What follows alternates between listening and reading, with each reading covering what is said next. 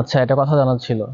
সেটা হচ্ছে বন্যকবলিত এলাকার মানুষদেরকে আমি হেল্প করতে চাচ্ছি। এখন কিভাবে হেল্প করতে পারি? হ্যাঁ, তুমি চাইলে তো করতে পারো। বাংলাদেশে অনেকগুলো সংস্থাই আছে। এর মধ্যে হচ্ছে শেখ আহমদুল্লাহ কর্তৃক আসুনা ফাউন্ডেশন একটা সংস্থা আছে।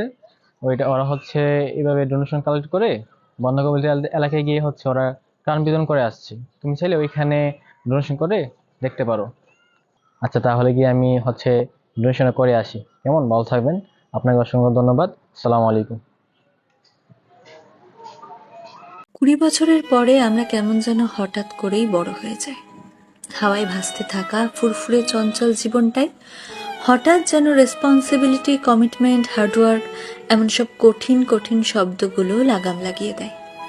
জীবনে ঠিক কি করতে চাইছি এটা বুঝতে বুঝতেই শখের বাক্সে তালা মেরে হাতে তুলে নিতে হয় দায়িত্ববোধের চাবি। বাইরে বেরোতে ইচ্ছে করে না, বন্ধুদের ফোন ধরতেও ইচ্ছে করে না। কেমন যেন সবকিছুর ওপর থেকে হঠাৎ করেই বিশ্বাসটা উঠে যায়।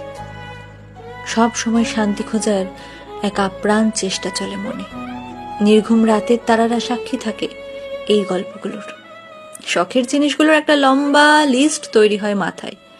কারণ 20-র পর বাবার কাছে শখের জিনিসটা চাইতে কেন জানি ভীষণ দ্বিধা বোধ হয়। ইঁদুর দৌড়ের এই খেলায় নিজেকে টিকিয়ে রাখার যুদ্ধে হাঁপিয়ে ওঠে মন।